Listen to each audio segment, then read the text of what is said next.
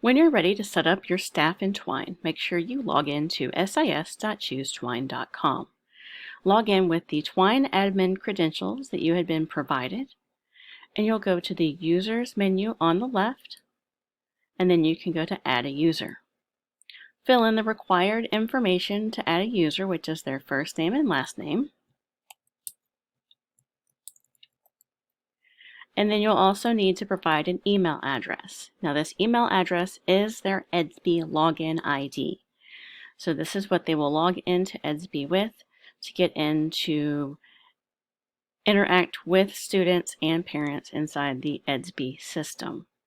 This is also the email address they'll receive any sort of EDSB notifications on.